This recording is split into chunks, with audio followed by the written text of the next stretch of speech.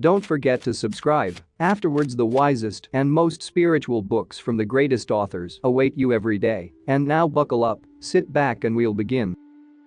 Carlos Castaneda. Book 1. The Teachings of Don Juan, a Yaqui Way of Knowledge. In the more than 2 years that lapsed between the time Don Juan decided to teach me about the ally powers and the time he thought I was ready to learn about them in the pragmatic participatory form he considered as learning, he gradually denned the general features of the two allies in question. He prepared me for the indispensable corollary of all the verbalizations and the consolidation of all the teachings, the states of non-ordinary reality. At first he talked about the ally powers in a very casual manner. The first references I have in my notes are interjected between other topics of conversation. Wednesday, 23 August 1961. The devil's weed Jimson weed was my benefactor's ally. It could have been mine also, but I didn't like her. Why didn't you like the devil's weed, Don Juan? She has a serious drawback. Is she inferior to other ally powers? No. Don't get me wrong. She is as powerful as the best of allies, but there is something about her which I personally don't like. Can you tell me what it is? She distorts men. She gives them a taste of power too soon without fortifying their hearts and makes them domineering and unpredictable. She makes them weak in the middle of their great power. Isn't there any way to avoid that? There is a way to overcome it, but not to avoid it. Whoever becomes the weed's ally must pay that price. How can one overcome that effect, Don Juan? The devil's weed has 4 heads. The root, the stem and leaves, the flowers, and the seeds. Each one of them is different, and whoever becomes her ally must learn about them in that order. The most important head is in the roots. The power of the devil's weed is conquered through the roots. The stem and leaves are the head that cures maladies. Properly used, this head is a gift to mankind. The third head is in the flowers, and it is used to turn people crazy, or to make them obedient, or to kill them. The man whose ally is the weed never intakes the flowers, nor does he intake the stem and leaves, for that matter, except in cases of his own illness, but the roots and the seeds are always intaken, especially the seeds. They are the 4th head of the devil's weed, and the most powerful of the 4. My benefactor used to say the seeds are the sober head, the only part that could fortify the heart of man. The devil's weed is hard with her protege, he used to say, because she aims to kill them fast, a thing she ordinarily accomplishes before they can arrive at the secrets of the sober head. There are, however, tales about men who have unraveled the secrets of the sober head. What a challenge for a man of knowledge. Did your benefactor unravel such secrets? No, he didn't. Have you met anyone who has done it? No. But they lived at a time when that knowledge was important. Do you know anyone who has met such men? No, I don't. Did your benefactor know anyone? He did. Why didn't he arrive at the secrets of the sober head? To tame the devil's weed into an ally is one of the most difficult tasks I know. She never became one with me, for example, perhaps because I was never fond of her. Can you still use her as an ally in spite of not being fond of her? I can, nevertheless, I prefer not to. Maybe it will be different for you. Why is it called the devil's weed? Don Juan made a gesture of indifference, shrugged his shoulders, and remained quiet for some time. Finally he said that devil's weed was her temporary name su nombre de leche. He also said there were other names for the devil's weed, but they were not to be used because the calling of a name was a serious matter, especially if one was learning to tame an ally power. I asked him why the calling of a name was so serious a matter. He said names were reserved to be used only when one was calling for help in moments of great stress and need, and he assured me that such moments happen sooner or later in the life of whoever seeks knowledge. Sunday, 3 September 1961 today, during the afternoon, Don Juan collected 2 datura plants from the field. Quite unexpectedly, he brought the subject of the devil's weed into our conversation and then asked me to go with him to the hills and look for one. We drove to the nearby mountains. I got a shovel out of the trunk and walked into one of the canyons. We walked for quite a while, wading through the chaparral, which grew thick in the soft, sandy dirt. He stopped next to a small plant with dark green leaves and big, whitish, bell-shaped flowers. "This one," he said. Immediately he started to shovel. I tried to help him, but he refused with a strong shake of the head and went on to dig a circular hole around the plant. A hole shaped like a cone, deep toward the outer edge and sloping into a mound in the center of the circle. When he stopped digging, he knelt close to the stem and with his fingers cleared the soft dirt around it, uncovering about 4 inches of a big tuberous forked root whose width contrasted markedly with the width of the stem, which was frail in comparison. Don Juan looked at me and said the plant was a male because the root forked out from the exact point where it joined the stem. Then he stood up and started to walk away, looking for something. "What are you looking for, Don Juan?" "I want to find a stick." I began to look around, but he stopped me. "Not you. You sit over there." He pointed to some rocks 20 feet away. "I will find it." He came back after a while with a long, dry branch. Using it as a digging stick, he loosened the dirt carefully along the 2 diverging branches of the root. He cleaned around them to a depth of approximately 2 feet. As he dug deeper, the dirt became so hard-packed that it was practically impossible to penetrate it with the stick. He came to a halt and sat down to catch his breath. I sat next to him. We did not talk for a long time. "Why don't you dig it out with the shovel?" I asked. "It could cut and injure the plant."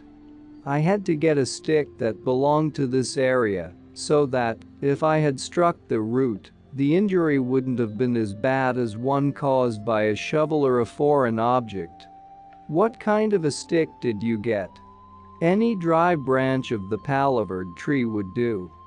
If there are no dry branches, you have to cut a fresh one." "Can you use the branches of any other tree?" "I told you, only palavert and not any other." "Why is that so, Don Juan?" "Because the devil's weed has very few friends, and palavert is the only tree in this area which agrees with her. The only thing that grabs or hooks onto it, lo unico que prende. If you damage the root with a shovel, she will not grow for you when you replant her, but if you injure her with such a stick, chances are the plant will not even feel it." "What are you going to do with the root now?" "I'm going to cut it." "You must leave me. Go find another plant and wait until I call you." "Don't you want me to help you?" "You may help me only if I ask you."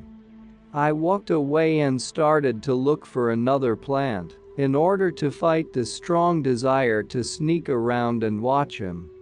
After some time he joined me. "Let us look for the female now," he said. "How do you tell them apart?"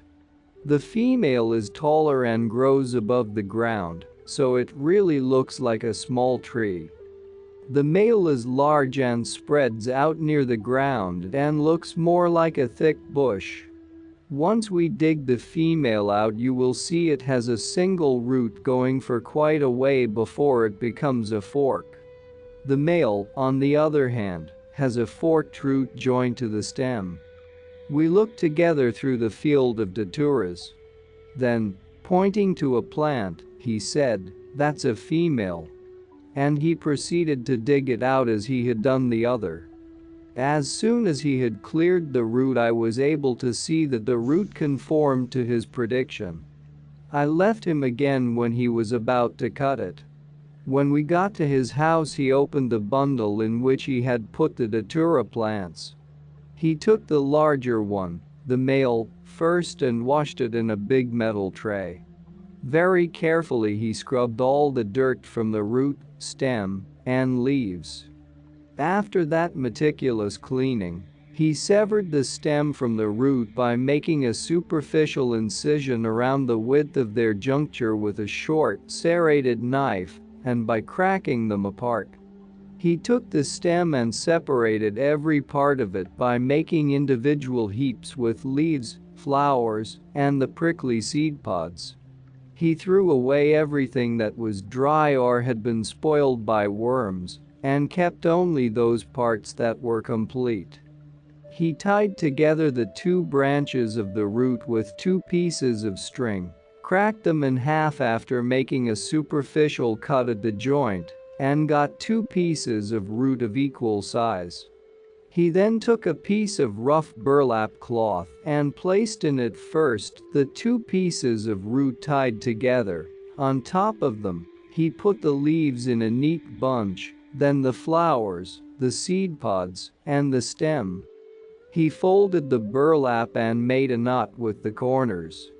He repeated exactly the same steps with the other plant, the female, except that when he got to the root, instead of cutting it, he left the fork intact, like an upside-down letter Y.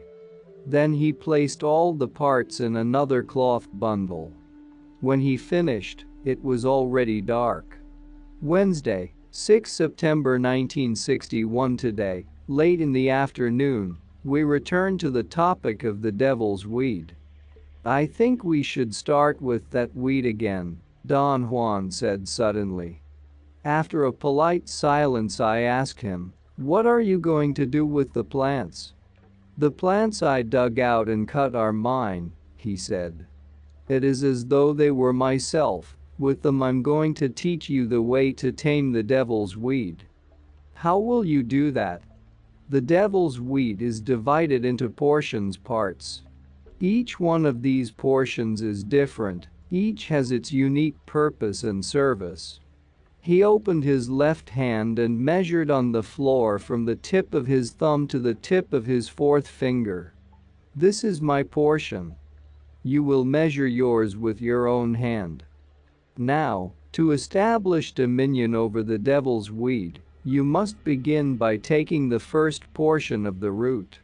But since I have brought you to her, you must take the first portion of the root of my plant. I have measured it for you, so it is really my portion that you must take at the beginning." He went inside the house and brought out one of the burlap bundles. He sat down and opened it. I noticed it was the male plant. I also noticed there was only 1 piece of root. He took the piece that was left from the original set of 2 and held it in front of my face. "This is your first portion," he said. "I give it to you. I have cut it myself for you. I have measured it as my own. Now I give it to you." For an instant, the thought that I would have to chew it like a carrot crossed my mind, but he placed it inside a small white cotton bag. He walked to the back of the house. He sat there on the floor with his legs crossed, and with a round mano began to mash the root inside the bag. He worked it over a flat slab which served as a mortar. From time to time he washed the 2 stones and kept the water in a small flat wooden dugout basin. As he pounded, he sang an unintelligible chant, very softly and monotonously. When he had mashed the root into a soft pulp inside the bag, he placed it in the wooden basin. He again placed the slab mortar and the pestle into the basin, filled it with water, and then carried it to a son of rectangular pig's trough set against a back fence. He said the root had to soak all night and had to be left outside the house so it would catch the night air, el sereno.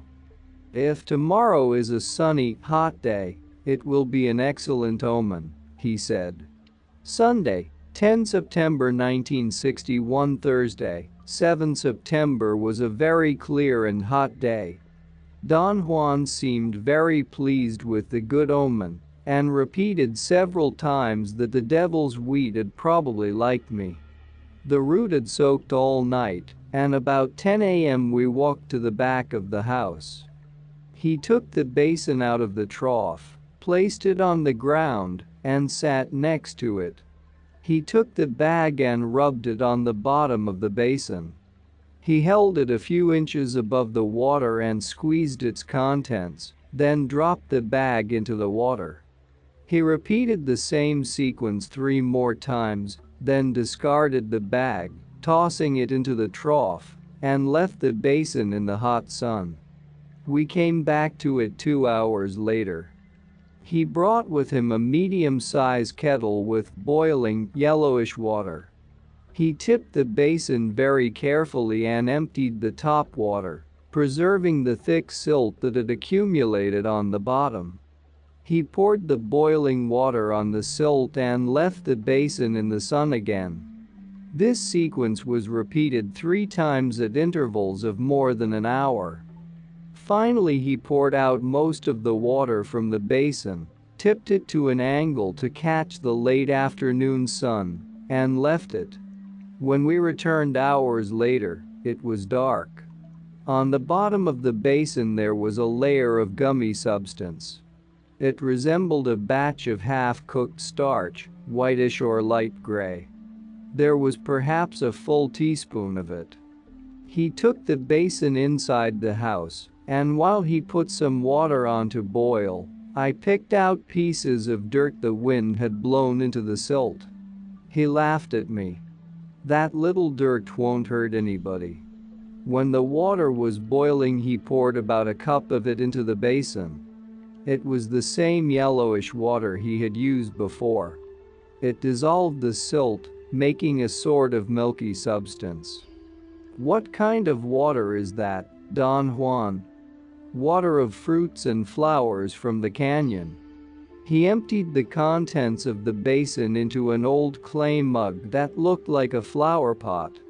It was still very hot, so he blew onto it to cool it. He took a sip and handed me the mug. "Drink now," he said. I took it automatically and without deliberation drank all the water. It tasted somewhat bitter, although the bitterness was hardly noticeable. What was very outstanding was the pungent odor of the water. It smelled like cockroaches. Almost immediately I began to sweat. I got very warm, and blood rushed to my ears. I saw a red spot in front of my eyes, and the muscles of my stomach began to contract in painful cramps. After a while, even though I felt no more pain, I began to get cold, and perspiration literally soaked me. Don Juan asked me if I saw blackness or black spots in front of my eyes. I told him I was seeing everything in red. My teeth were chattering because of an uncontrollable nervousness that came to me in waves, as if radiating out from the middle of my chest. Then he asked me if I was afraid. His question seemed meaningless to me. I told him that I was obviously afraid, but he asked me again if I was afraid of her. I did not understand what he meant and I said yes. He laughed and said that I was not really afraid. He asked if I still saw red. All I was seeing was a huge red spot in front of my eyes. I felt better after a while.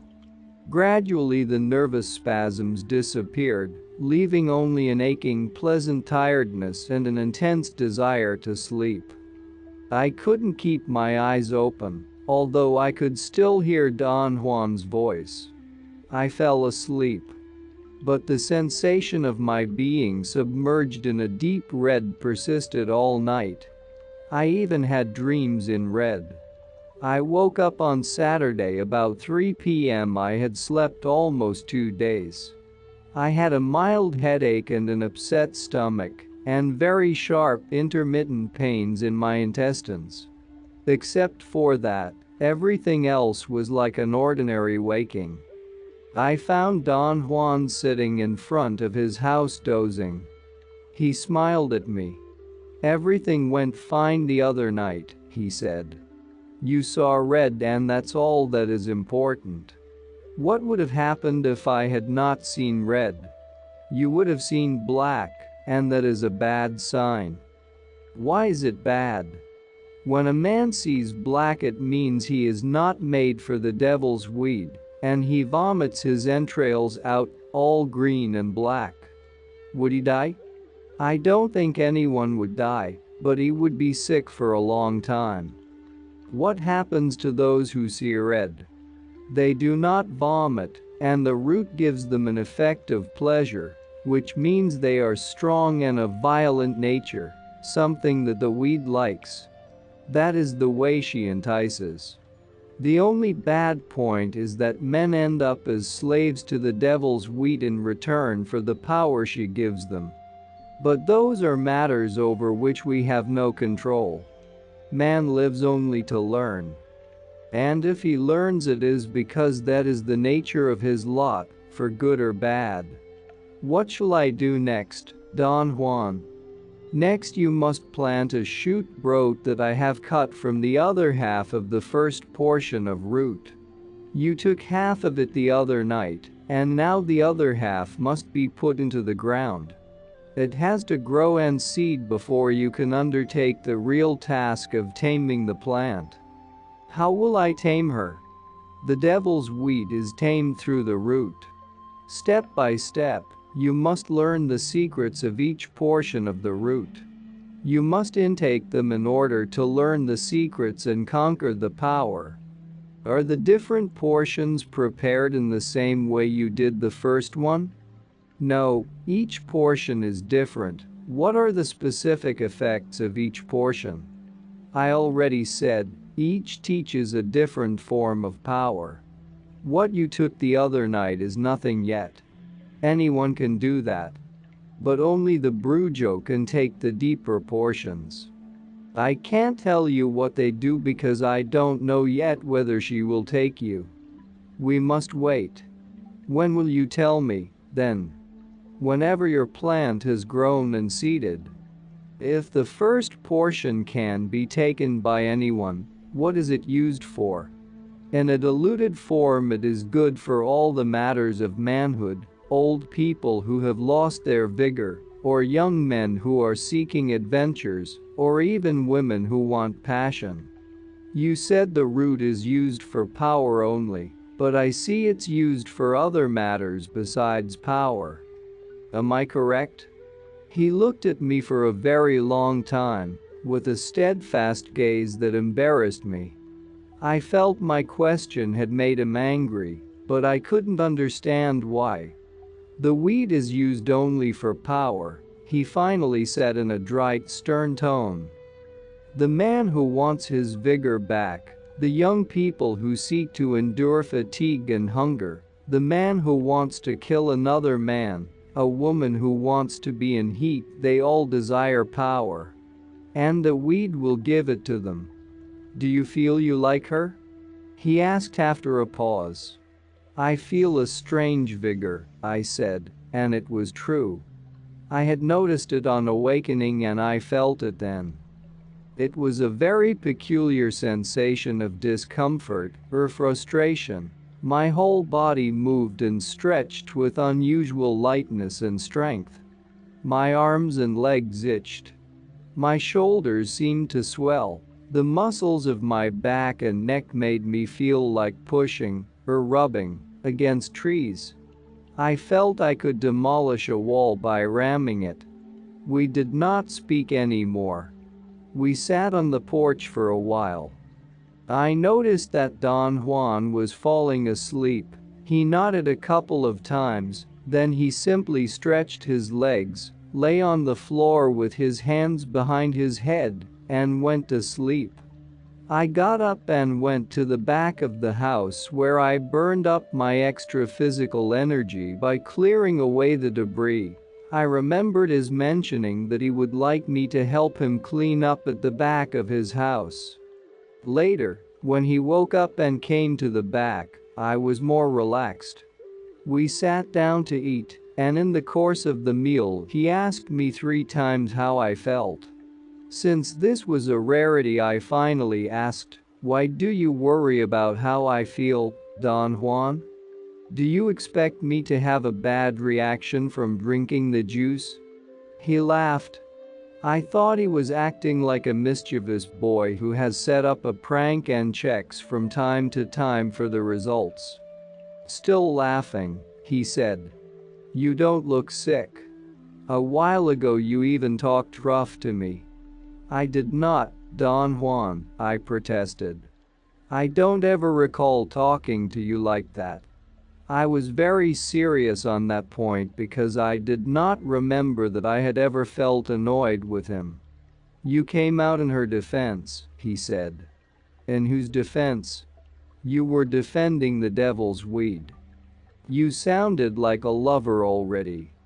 I was going to protest even more vigorously about it, but I stopped myself. I really did not realize I was defending her. "Of course you did not. You don't even remember what you said, do you?" "No, I don't. I must admit it. You see, the devil's weed is like that. She sneaks up on you like a woman. You are not even aware of it. All you care about is that she makes you feel good and powerful. The muscles swelling with vigor, the fists itching, the soles of the feet burning to run somebody down. When a man knows her, he really becomes full of cravings. My benefactor used to say that the devil's weed keeps men who want power and gets rid of those who can't handle it. But power was more common then. It was sought more avidly. My benefactor was a powerful man, and according to what he told me, his benefactor, in turn, was even more given to the pursuit of power. But in those days there was good reason to be powerful. Do you think there is no reason for power nowadays? Power is all right for you now. You are young. You are not an Indian. Perhaps the devil's weed would be in good hands. You seem to have liked it. It made you feel strong. I felt all that myself. And yet I didn't like it. Can you tell me why, Don Juan? I don't like its power. There is no use for it anymore. In other times, like those my benefactor told me about, there was reason to seek power. Men performed phenomenal deeds, were admired for their strength and feared and respected for their knowledge. My benefactor told me stories of truly phenomenal deeds that were performed long, long ago.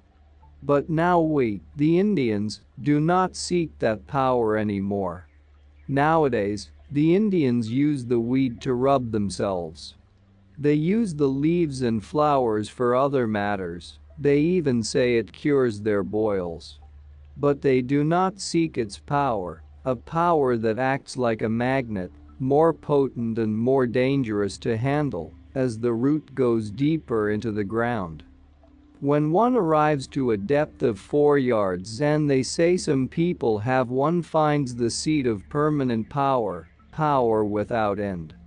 Very few humans have done this in the past, and nobody has done it today. I'm telling you, the power of the devil's weed is no longer needed by us, the Indians. Little by little, I think we have lost interest, and now power does not matter anymore. I myself do not seek it, and yet at one time, when I was your age, I too felt it swelling inside me. I felt the way you did today, only 500 times more strongly. I killed a man with a single blow of my arm. I could toss boulders, huge boulders, not even 20 men could budge. Once I jumped so high I chopped the top leaves off the highest trees. But it was all for nothing. All I did was frighten the Indians, only the Indians. The rest, who knew nothing about it, did not believe it. They saw either a crazy Indian or something moving at the top of the trees. We were silent for a long time. I needed to say something. It was different when there were people in the world, he proceeded, people who knew a man could become a mountain lion, or a bird, or that a man could simply fly. So I don't use the devil's weed anymore. For what? To frighten the Indians? ¿Para qué? Para asustar a los indios, and I saw him sad, and a deep empathy filled me. I wanted to say something to him, even if it was a platitude. Perhaps, Don Juan, that is the fate of all men who want to know. Perhaps, he said quietly. Thursday, 23 November 1961. I didn't see Don Juan sitting on his porch as I drove in. I thought it was strange. I called to him out loud and his daughter-in-law came out of the house. "He's inside," she said. I found he had dislocated his ankle several weeks before. He had made his own cast by soaking strips of cloth in a mush made with cactus and powdered bone. The strips, wrapped tightly around his ankle, had dried into a light, streamlined cast. It had the hardness of plaster, but not its bulkiness. How did it happen? I asked. His daughter-in-law, a Mexican woman from Yucatan, who was tending him, answered me. It was an accident. He fell and nearly broke his foot. Don Juan laughed and waited until the woman had left the house before answering. Accident, I have an enemy nearby. A woman. La Catalina. She pushed me during a moment of weakness and I fell. Why did she do that? She wanted to kill me, that's why. Was she here with you? Yes. Why did you let her in? I didn't. She flew in. I beg your pardon. She is a blackbird chainmate. And so effective at that. I was caught by surprise. She has been trying to finish me off for a long while. This time she got real close. Did you say she is a blackbird? I mean, is she a bird? There you go again with your questions. She is a blackbird. The same way I'm a crow. Am I a man or a bird? I'm a man who knows how to become a bird. But going back to La Catalina, she is a fiendish witch. Her intent to kill me is so strong that I can hardly fight her off. The blackbird came all the way into my house and I couldn't stop it. Can you become a bird, Don Juan? Yes. But that's something we'll take up later. Why does she want to kill you? Oh, there's an old problem between us. It got out of hand, and now it looks as if I will have to finish her off before she finishes me. Are you going to use witchcraft? I asked with great expectations. Don't be silly. No witchcraft would ever work on her. I have other plans. I'll tell you about them someday. Can your ally protect you from her? No. The little smoke only tells me what to do. Then I must protect myself. How about Mescalito? Can he protect you from her? No. Mescalito is a teacher, not a power to be used for personal reasons. How about the devil's weed? I've already said that I must protect myself, following the directions of my ally the smoke. And as far as I know, the smoke can do anything. If you want to know about any point in question, the smoke will tell you. And it will give you not only knowledge, but also the means to proceed. It's the most marvelous ally a man could have. Is the smoke the best possible ally for everybody? It's not the same for everybody. Many fear it and won't touch it, or even get close to it. The smoke is like everything else, it wasn't made for all of us. What kind of smoke is it, Don Juan? The smoke of diviners. There was a noticeable reverence in his voice, a mood I had never detected before. I will begin by telling you exactly what my benefactor said to me when he began to teach me about it. Although at that time, like yourself now, I couldn't possibly have understood. The devil's wheat is for those who bid for power. The smoke is for those who want to watch and see. And in my opinion, the smoke is peerless. Once a man enters into its field, every other power is at his command. It's magnificent.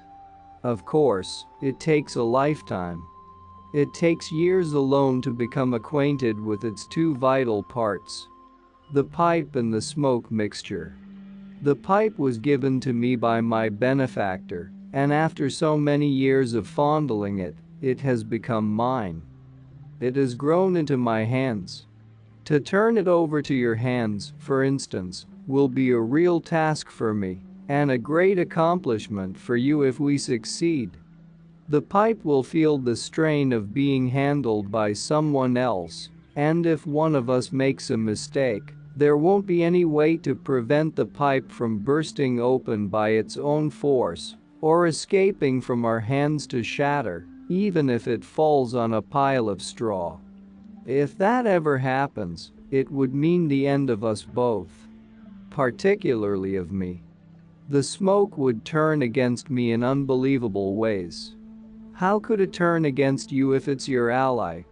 My question seemed to have altered his flow of thoughts. He didn't speak for a long time.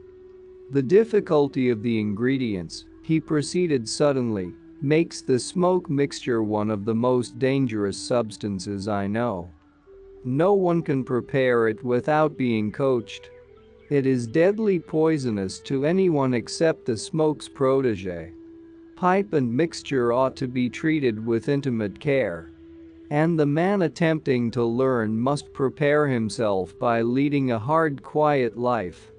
Its effects are so dreadful that only a very strong man can stand the smallest puff. Everything is terrifying and confusing at the outset, but every new puff makes things more precise. And suddenly the world opens up anew. Unimaginable. When this happens, the smoke has become one's ally and will resolve any question by allowing one to enter into inconceivable worlds. This is the smoke's greatest property, its greatest gift. And it performs its function without hurting in the least. I call the smoke a true ally. As usual, we were sitting in front of his house, where the dirt floor is always clean and packed hard.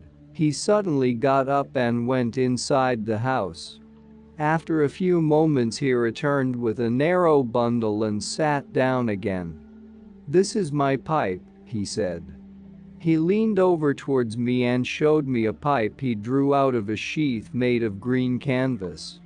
It was perhaps 9 or 10 inches long. The stem was made of reddish wood. It was plain, without ornamentation. The bowl also seemed to be made of wood, but it was rather bulky in comparison with the thin stem. It had a sleek finish and was dark gray, almost charcoal. He held the pipe in front of my face. I thought he was handing it over to me. I stretched out my hand to take it, but he quickly drew it back. "This pipe was given to me by my benefactor," he said. In turn I will pass it on to you. But first you must get to know it. Every time you come here I will give it to you. Begin by touching it. Hold it very briefly at first, until you and the pipe get used to each other. Then put it in your pocket, or perhaps inside your shirt. And finally put it to your mouth. All this should be done little by little in a slow, careful way. When the bond has been established, la amistad esta hecha, you will smoke from it.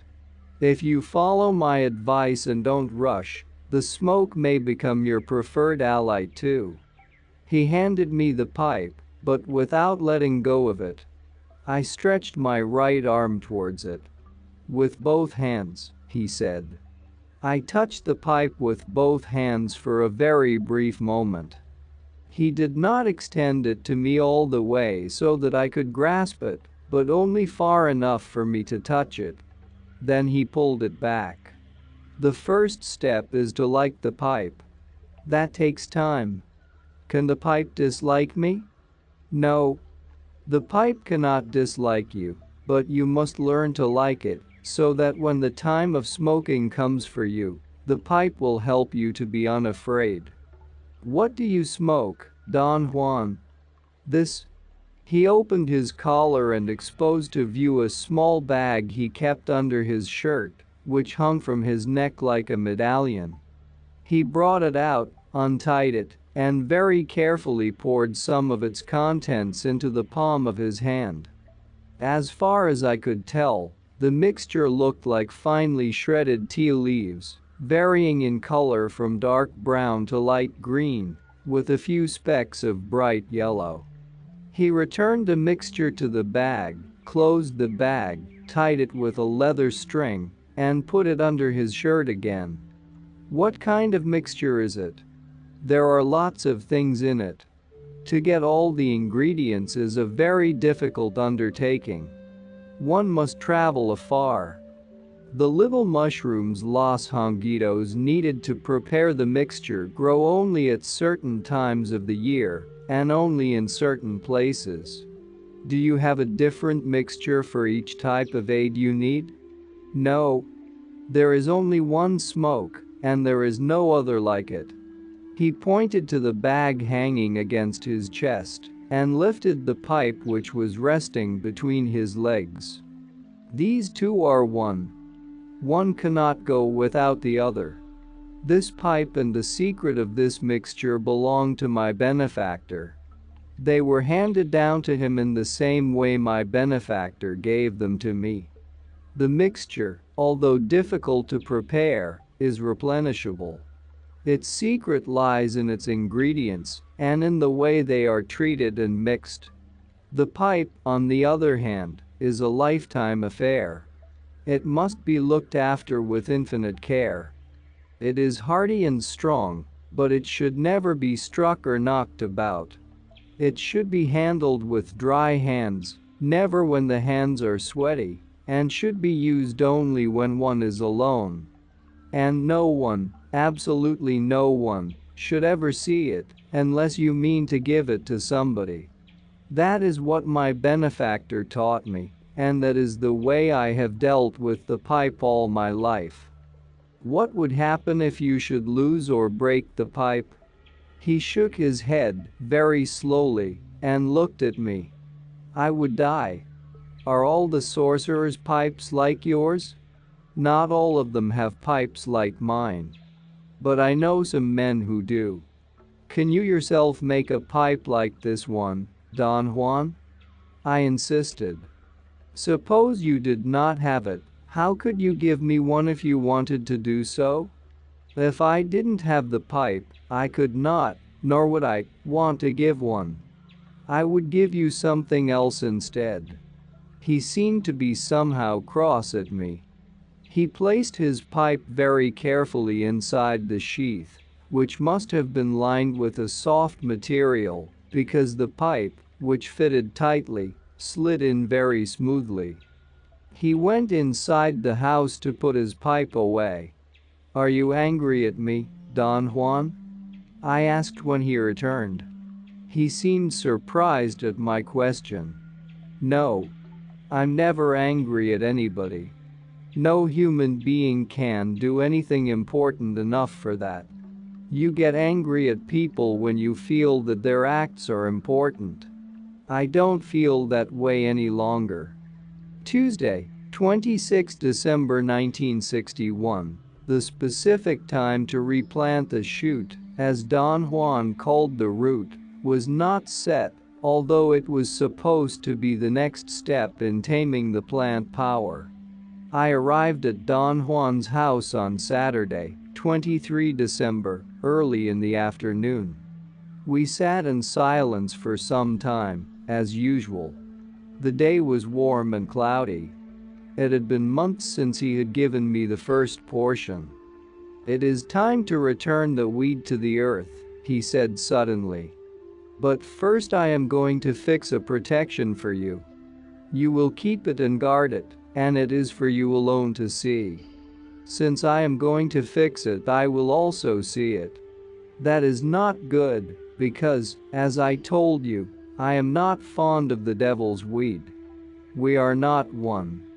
But my memory will not live long, I am too old. You must keep it from the eyes of others, however, for so long as their memory of having seen it lasts, the power of the protection is harmed." He went into his room and pulled 3 burlap bundles out from under an old straw mat. He came back to the porch and sat down. After a long silence, he opened one bundle. It was the female datura he had collected with me, all the leaves, flowers, and seed pods that he had stacked up before were dry. He took the long piece of root shaped like the letter Y and tied the bundle again. The root had dried and shriveled, and the bars of the fork had become more widely separated and more contorted. He put the root on his lap, opened his leather pouch, and pulled out his knife. He held the dry root in front of me. "This part is for the head," he said, and made the first incision on the tail of the Y, which in an upside-down position resembled the shape of a man with his legs spread out. "This is for the heart," he said, and cut close to the joint of the Y. Next, he chopped the tips of the root, leaving about 3 inches of wood on each bar of the Y. Then, slowly and patiently, he carved the shape of a man. The root was dry and fibrous. In order to carve it, Don Juan made 2 incisions and peeled the fibers between them to the depth of the cuts. Nevertheless, when he came to details, he chiseled the wood, as when he shaped the arms and the hands. The final product was a wiry figurine of a man, arms folded over the chest and hands in a clasping position. Don Juan got up and walked to a blue agave growing in front of the house, next to the porch.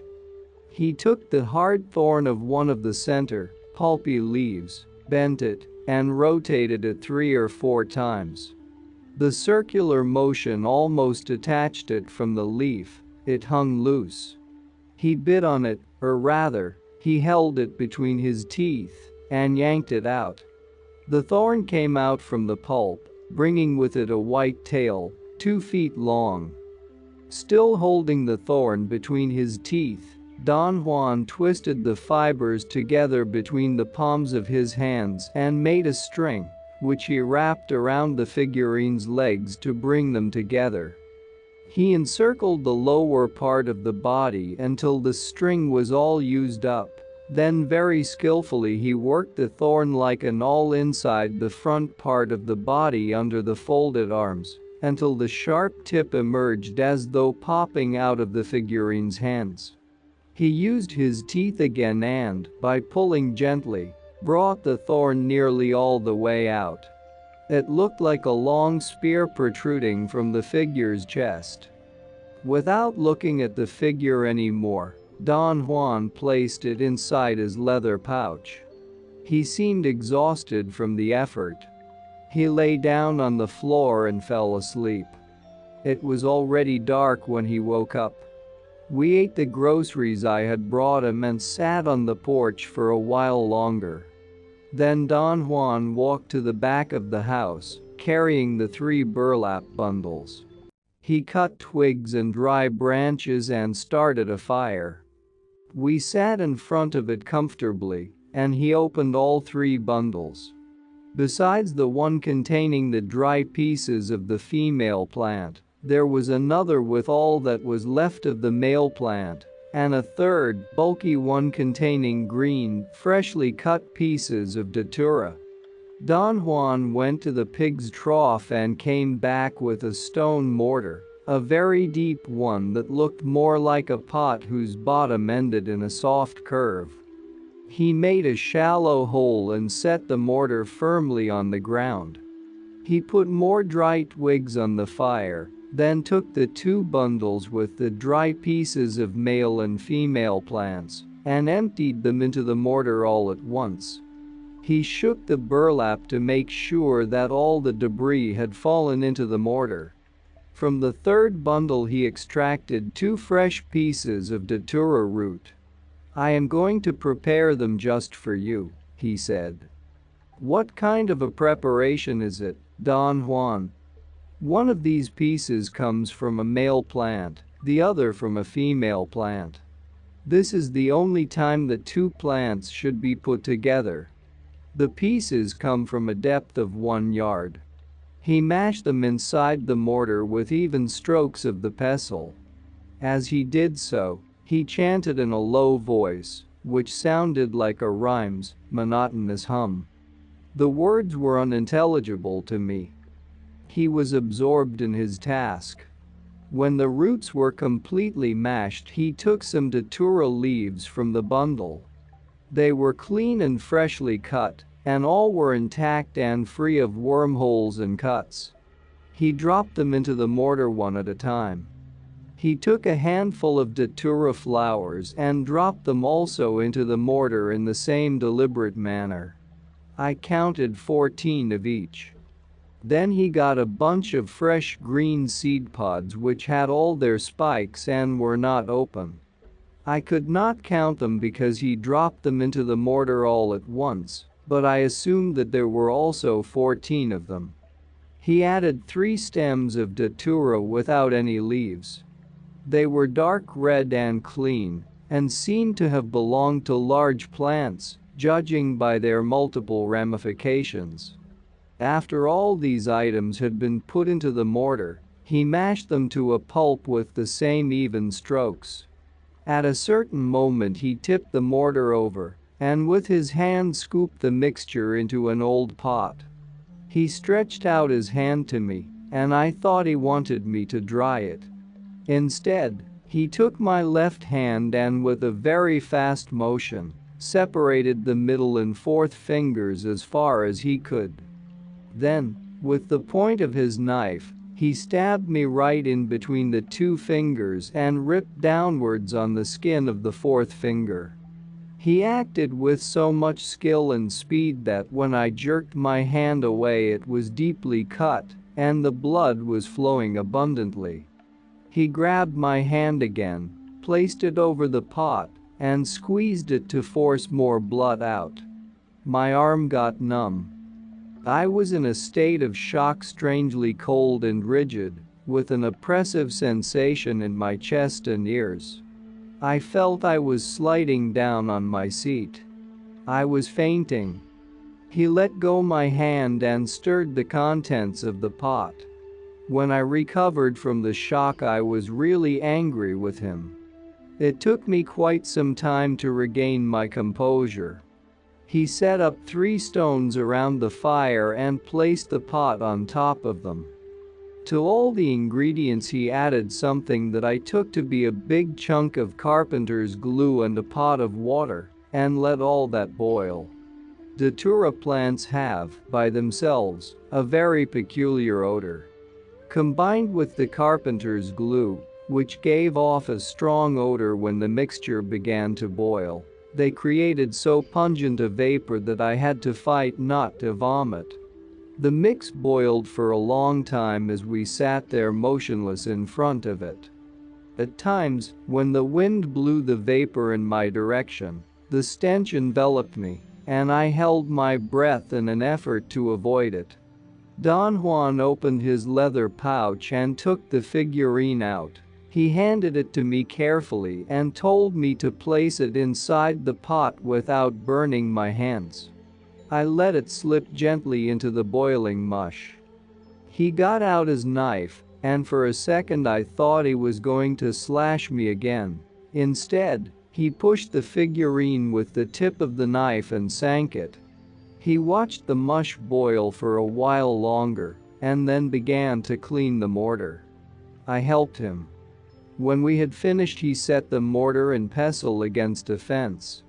We went inside the house, and the pot was left on the stones all night. The next morning at dawn, Don Juan instructed me to pull the figurine out of the glue and hang it from the roof facing the east to dry in the sun. At noon it was stiff as a wire. The heat had sealed the glue, and the green color of the leaves had mixed with it. The figurine had a glossy, eerie finish. Don Juan asked me to get the figurine down. Then he handed me a leather pouch he had made out of an old suede jacket I had brought for him some time before. The pouch looked like the one he owned himself. The only difference was that his was made of soft, brown leather. "Put your image inside the pouch and close it," he said. He did not look at me and deliberately kept his head turned away. Once I had the figurine inside the pouch, he gave me a carrying net and told me to put the clay pot inside the net. He walked to my car, took the net from my hands, and fastened it onto the open lid of the glove compartment. "Come with me," he said. I followed him. He walked around the house, making a complete clockwise circle. He stopped at the porch and circled the house again, this time going counterclockwise and again returning to the porch. He stood motionless for some time and then sat down. I was conditioned to believe that everything he did had some meaning. I was wondering about the significance of circling the house when he said, "Hey, I have forgotten where I put it." I asked him what he was looking for. He said he had forgotten where he had placed the shoot I was to replant. We walked around the house once more before he remembered where it was. He showed me a small glass jar on a piece of board nailed to the wall below the roof. The jar contained the other half of the first portion of the datura root. The shoot had an incipient growth of leaves at its top end. The jar contained a small amount of water, but no soil. "Why doesn't it have any soil?" I asked. "All soils are not the same, and the devil's weed must know only the soil on which she will live and grow. And now it is time to return her to the ground before the worms damage her. Can we plant her here near the house?" I asked. No, not around here. She must be returned to a place of your liking." "But where can I find a place of my liking?" "I don't know that. You can replant her wherever you want. But she must be cared for and looked after, because she must live so that you will have the power you need. If she dies, it means that she does not want you, and you must not disturb her further. It means you won't have power over her. Therefore, you must care for her and look after her so that she will grow. You must not pamper her, though." "Why not?" "Because if it is not her will to grow, it is of no use to entice her. But, on the other hand, you must prove that you care. Keep the worms away and give her water when you visit her. This must be done regularly until she seeds. After the first seeds bud out, we will be sure that she wants you." "But, Don Juan, it is not possible for me to look after the root the way you wish. If you want her power, you must do it." There is no other way. Can you take care of her for me when I am not here, Don Juan? No. Not I. I can't do that. Each one must nourish his own shoot. I had my own. Now you must have yours. And not until she has seeded, as I told you, can you consider yourself ready for learning. Where do you think I should replant her? That is for you alone to decide. And nobody must know the place, not even I. That is the way the replanting must be done. Nobody, but nobody, can know where your plant is. If a stranger follows you, or sees you, take the shoot and run away to another place. He could cause you unimaginable harm through manipulating the shoot. He could cripple or kill you. That's why not even I must know where your plant is. He handed me the little jar with the shoot. Take it now. I took it. Then he almost dragged me to my car. Now you must leave. Go and pick the spot where you will replant the shoot. Dig a deep hole, in soft dirt, next to a watery place. Remember, she must be near water in order to grow. Dig the hole with your hands only, even if they bleed. Place the shoot in the center of the hole and make a mound pylon around it. Then soak it with water. When the water sinks, fill the hole with soft dirt. Next, pick a spot 2 paces away from the shoot, in that direction pointing to the southeast. Dig another deep hole there, also with your hands, and dump into it what is in the pot. Then smash the pot and bury it deep in another place, far from the spot where your shoot is. When you have buried the pot, go back to your shoot and water it once more. Then take out your image, hold it between the fingers where the flesh wound is, and, standing on the spot where you have buried the glue, touch the shoot lightly with the sharp needle. Circle the shoot 4 times, stopping each time in the same spot to touch it. Do I have to follow a specific direction when I go around the root? Any direction will do. But you must always remember in what direction you buried the glue, and what direction you took when you circled the shoot. Touch the shoot lightly with the point every time except the last, when you must thrust it deep. But do it carefully. Kneel for a more steady hand because you must not break the point inside the shoot. If you break it, you are finished. The root will be of no use to you. Do I have to say any words while I go around the shoot? No, I will do that for you. Saturday, 27 January 1962. As soon as I got to his house this morning, Don Juan told me he was going to show me how to prepare the smoke mixture. We walked to the hills and went quite a way into one of the canyons. He stopped next to a tall, slender bush whose color contrasted markedly with that of the surrounding vegetation. The chaparral around the bush was yellowish, but the bush was bright green. From this little tree you must take the leaves and the flowers, he said. The right time to pick them is All Souls Day el Dia de los Animas. He took out his knife and chopped off the end of a thin branch. He chose another similar branch and also chopped off its tip. He repeated this operation until he had a handful of branch tips. Then he sat down on the ground. Look here, he said. I have cut all the branches above the fork made by 2 or more leaves in the stem. Do you see? They are all the same. I have used only the tip of each branch, where the leaves are fresh and tender. Now we must look for a shaded place. We walked until he seemed to have found what he was looking for. He took a long string from his pocket and tied it to the trunk and the lower branches of 2 bushes, making a kind of clothesline on which he hung the branch tips upside down. He arranged them along the string in a neat fashion. Hooked by the fork between the leaves and the stem, they resembled a long row of green horsemen.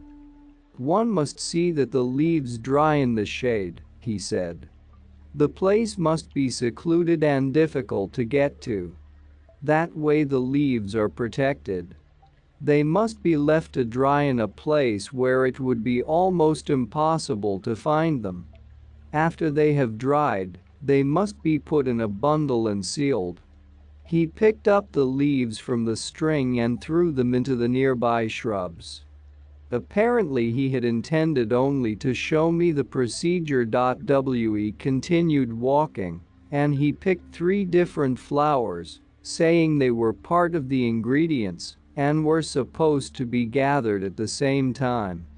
But the flowers had to be put in separate clay pots and dried in darkness. A lid had to be placed on each pot, so the flowers would turn moldy inside the container. He said the function of the leaves and the flowers was to sweeten the smoke mixture. We came out of the canyon and walked towards the riverbed. After a long detour, we returned to his house. Late in the evening we sat in his own room, a thing he rarely allowed me to do, and he told me about the final ingredient of the mixture, the mushrooms. "The real secret of the mixture lies in the mushrooms," he said. "They are the most difficult ingredient to collect. The trip to the place where they grow is long and dangerous, and to select the right variety is even more perilous.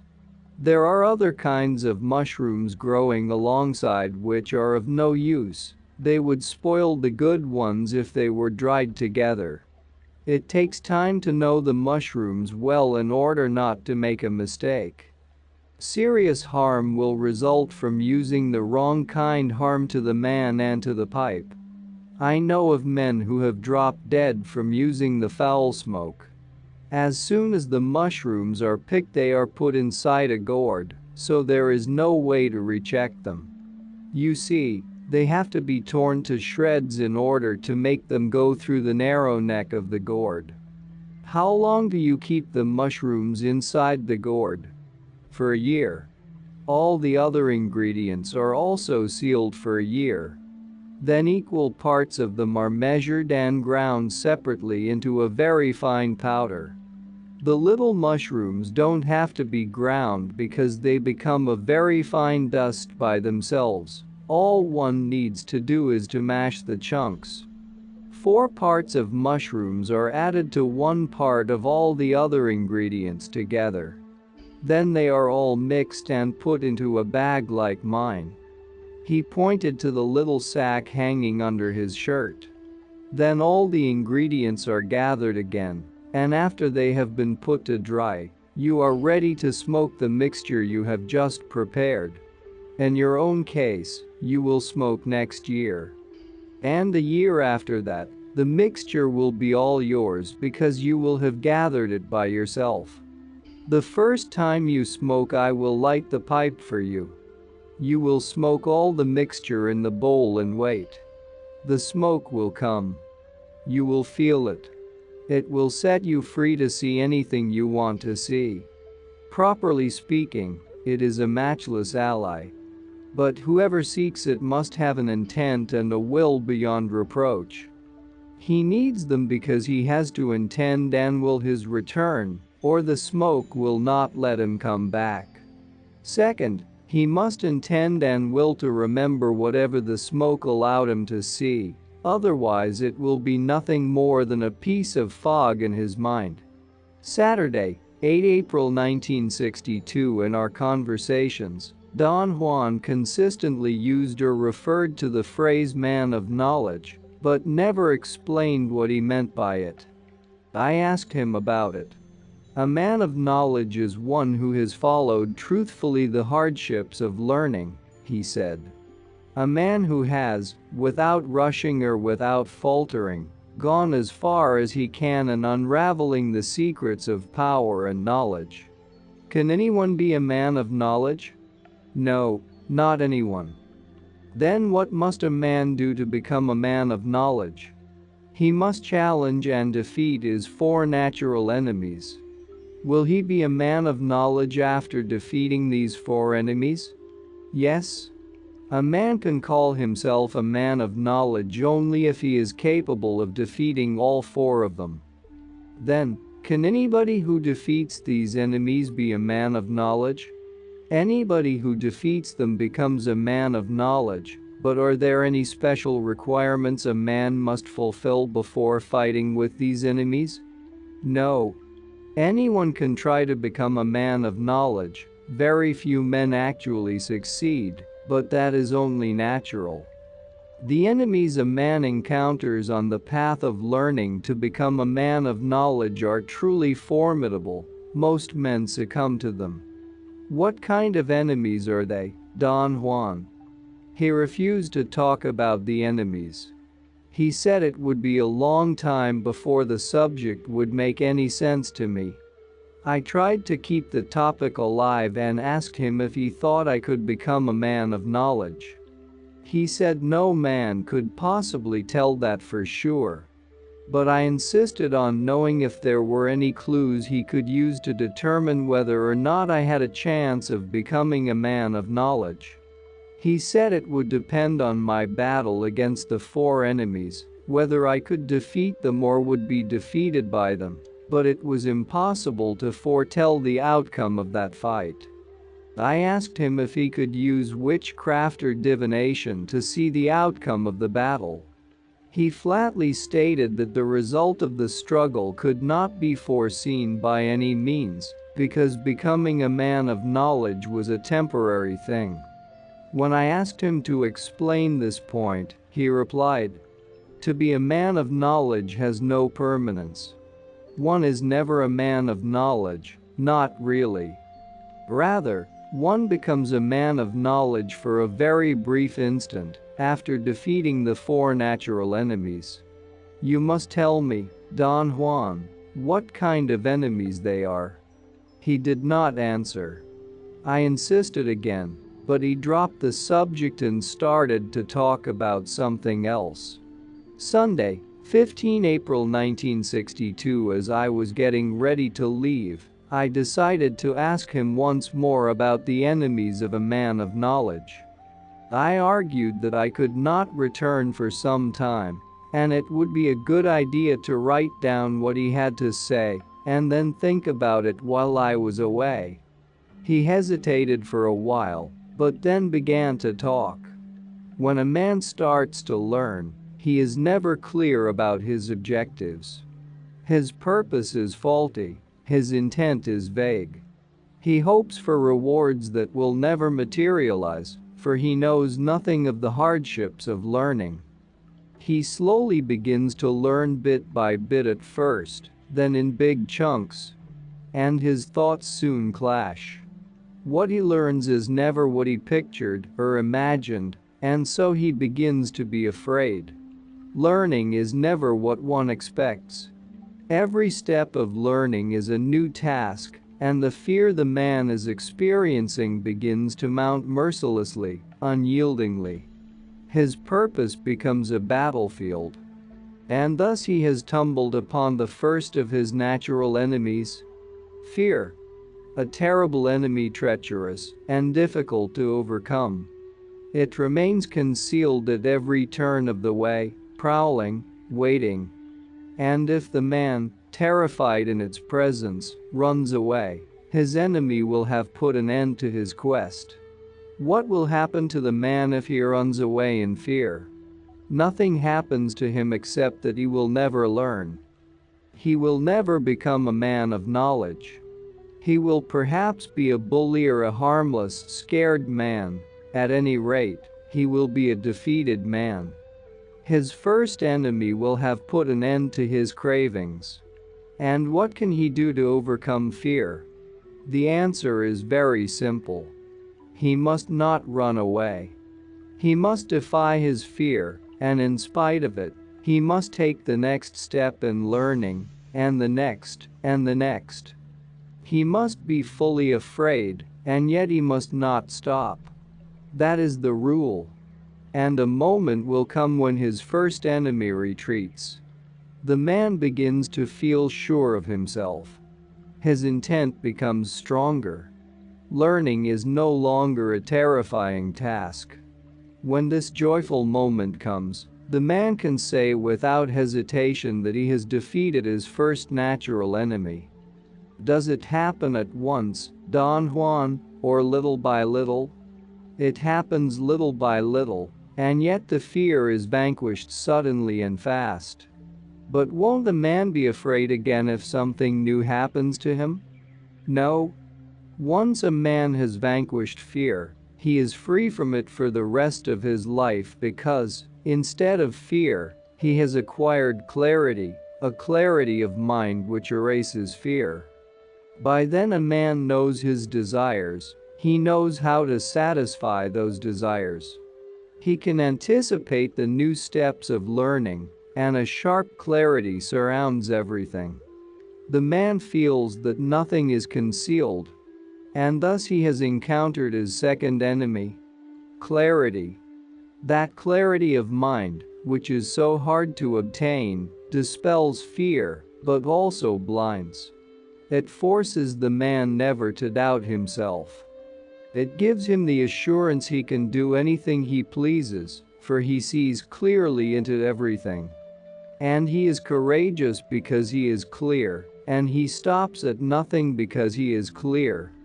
But all that is a mistake, it is like something incomplete. If the man yields to this make-believe power, he has succumbed to his second enemy and will fumble with learning.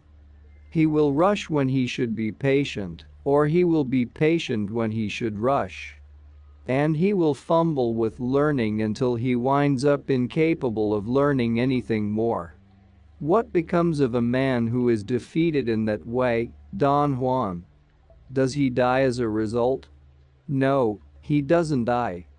His second enemy has just stopped him cold from trying to become a man of knowledge. Instead, the man may turn into a buoyant warrior, or a clown. Yet the clarity for which he has paid so dearly will never change to darkness and fear again. He will be clear as long as he lives, but he will no longer learn or yearn for anything. But what does he have to do to avoid being defeated? He must do what he did with fear.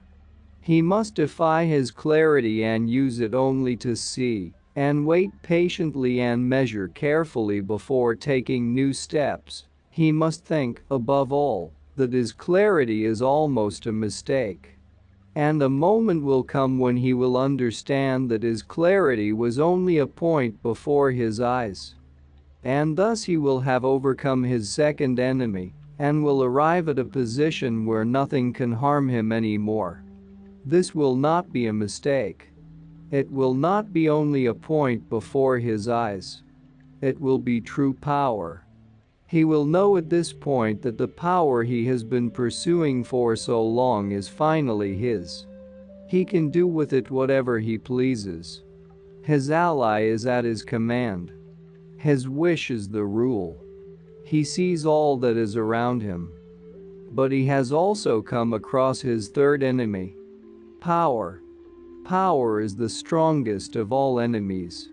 And naturally the easiest thing to do is to give in. After all, the man is truly invincible. He commands, he begins by taking calculated risks, and ends in making rules, because he is a master. A man at this stage hardly notices his third enemy closing in on him. And suddenly, without knowing, he will certainly have lost the battle. His enemy will have turned him into a cruel, capricious man. Will he lose his power? No, he will never lose his clarity or his power. What then will distinguish him from a man of knowledge? A man who is defeated by power dies without really knowing how to handle it. Power is only a burden upon his fate. Such a man has no command over himself, and cannot tell when or how to use his power. Is the defeat by any of these enemies a final defeat? Of course it is final. Once one of these enemies overpowers a man, there is nothing he can do. Is it possible, for instance, that the man who is defeated by power may see his error and mend his ways? No. Once a man gives in, he is through. But what if he is temporarily blinded by power and then refuses it? That means his battle is still on. That means he is still trying to become a man of knowledge. A man is defeated only when he no longer tries and abandons himself. But then, Don Juan, it is possible that a man may abandon himself to fear for years, but finally conquer it. No, that is not true. If he gives in to fear, he will never conquer it, because he will shy away from learning and never try again. But if he tries to learn for years in the midst of his fear, he will eventually conquer it, because he will never have really abandoned himself to it. How can he defeat his third enemy, Don Juan? He has to defy it deliberately. He has to come to realize the power he has seemingly conquered is in reality never his. He must keep himself in line at all times, handling carefully and faithfully all that he has learned. If he can see that clarity and power, without his control over himself, are worse than mistakes, he will reach a point where everything is held in check. He will know then when and how to use his power. And thus he will have defeated his third enemy. The man will be, by then, at the end of his journey of learning, and almost without warning, he will come upon the last of his enemies: old age.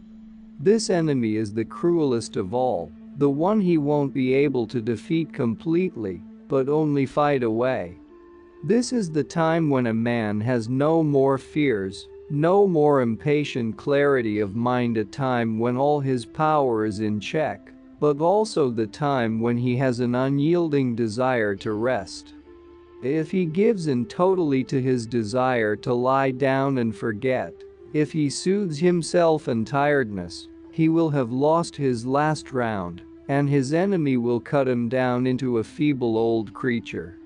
His desire to retreat will overrule all his clarity, his power, and his knowledge.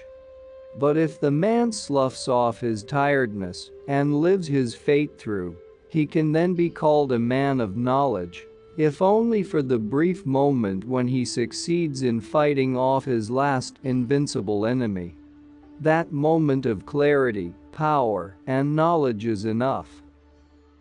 Don Juan seldom spoke openly about Mescalito. Every time I questioned him on the subject, he refused to talk, but he always said enough to create an impression of Mescalito, an impression that was always anthropomorphic. Mescalito was a male, not only because of the mandatory grammatical rule that gives the word a masculine gender, but also because of his constant qualities of being a protector and a teacher.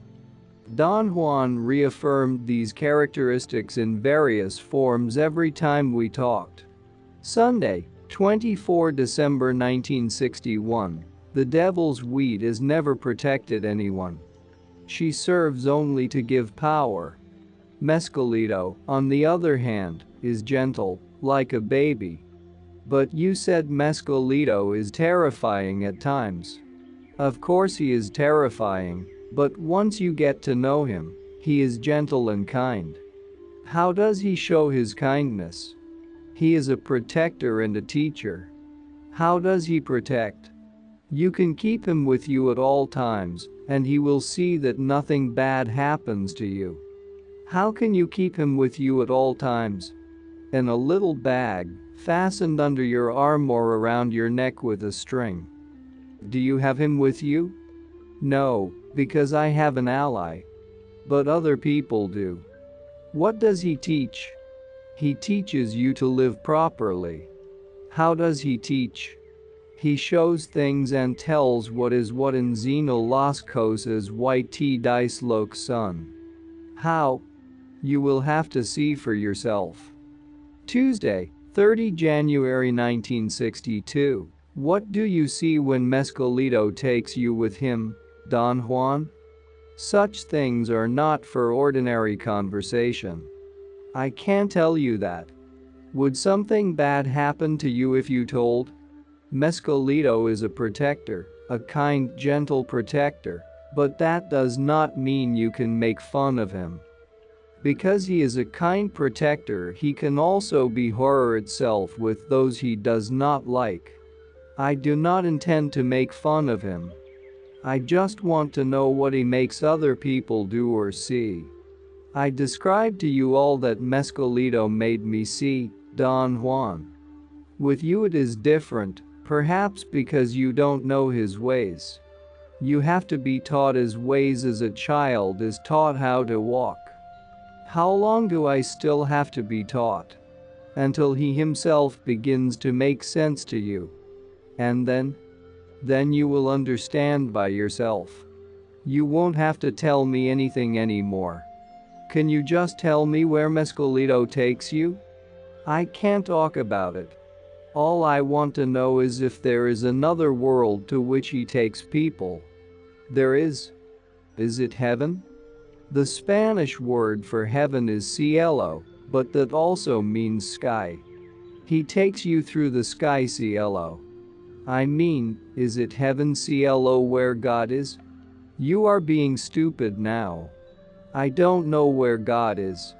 Is Mescalito God the only God? Or is he one of the gods? He is just a protector and a teacher. He is a power. Is he a power within ourselves? No. Mescalito has nothing to do with ourselves. He is outside us.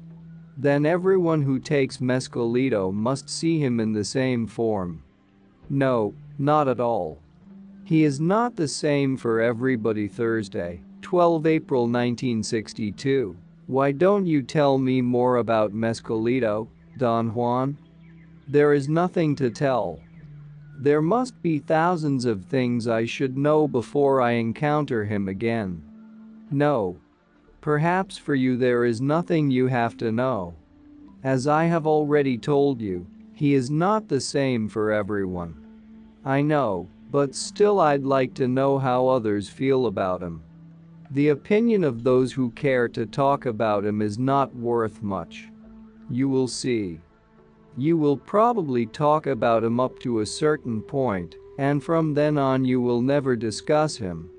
Can you tell me about your own first experiences? What for? Then I'll know how to behave with Mescalito. You already know more than I do. You actually played with him. Someday you will see how kind the protector was with you. That first time I am sure he told you many things, but you were deaf and blind. Saturday, 14 April 1962. Does Mescalito take any form when he shows himself? Yes, any form. Then, which are the most common forms you know? There are no common forms. Do you mean, Don Juan, that he appears in any form, even to men who know him well? No. He appears in any form to those who know him only a little, but to those who know him well, he is always constant. How is he constant? He appears to them sometimes as a man, like us, or as a light. Does Mescalito ever change his permanent form with those who know him well? Not to my knowledge. Friday, 6 July 1962. Don Juan and I started on a trip late in the afternoon of Saturday, 23 June. He said we were going to look for honguitos, mushrooms, in the state of Chihuahua. He said it was going to be a long, hard trip. He was right. We arrived in a little mining town in northern Chihuahua at 10 p.m. on Wednesday, 27 June. We walked from the place I had parked the car at the outskirts of town to the house of his friends, a Tarahumara Indian and his wife. We slept there. The next morning the man woke us up around 5. He brought us gruel and beans. He sat and talked to Don Juan while we ate, but he said nothing concerning our trip. After breakfast the man put water into my canteen and 2 sweet rolls into my knapsack. Don Juan handed me the canteen, fixed the knapsack with a cord over his shoulders, thanked the man for his courtesies, and, turning to me, said, "It is time to go." We walked on the dirt road for about a mile. From there we cut through the fields and in 2 hours we were at the foot of the hills south of town. We climbed the gentle slopes in a southwesterly direction. When we reached the steeper inclines, Don Juan changed directions, and we followed a high valley to the east. Despite his advanced age, Don Juan kept up a pace so incredibly fast that by midday I was completely exhausted. We sat down and he opened the bread sack. "You can eat all of it, if you want," he said. "How about you?" "I am not hungry, and we won't need this food later on." I was very tired and hungry and took him up on his offer. I felt this was a good time to talk about the purpose of our trip, and quite casually I asked, "Do you think we are going to stay here for a long time?" "We are here to gather some mescalito. We will stay until tomorrow." "Where is mescalito?" "All around us." Cacti of many species were growing in profusion all through the area, but I could not distinguish payet among them. We started to hike again and by 3 o'clock we came to a long, narrow valley with steep side hills. I felt strangely excited at the idea of finding payet, which I had never seen in its natural environment. We entered the valley and must have walked about 400 feet when suddenly I spotted 3 unmistakable payet plants. They were in a cluster a few inches above the ground in front of me, to the left of the path.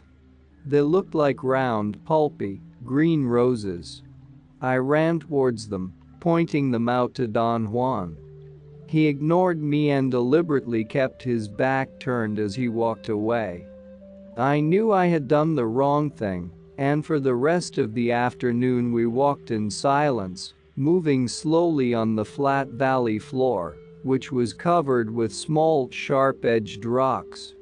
We moved among the cacti, disturbing crowds of lizards and at times a solitary bird. And I passed scores of payet plants without saying a word. At 6 o'clock we were at the bottom of the mountains that marked the end of the valley. We climbed to a ledge. Don Juan dropped his sack and sat down. I was hungry again, but we had no food left. I suggested that we pick up the mescalito and head back for town. He looked annoyed and made a smacking sound with his lips. He said we were going to spend the night there. We sat quietly. There was a rock wall to the left, and to the right was the valley we had just crossed.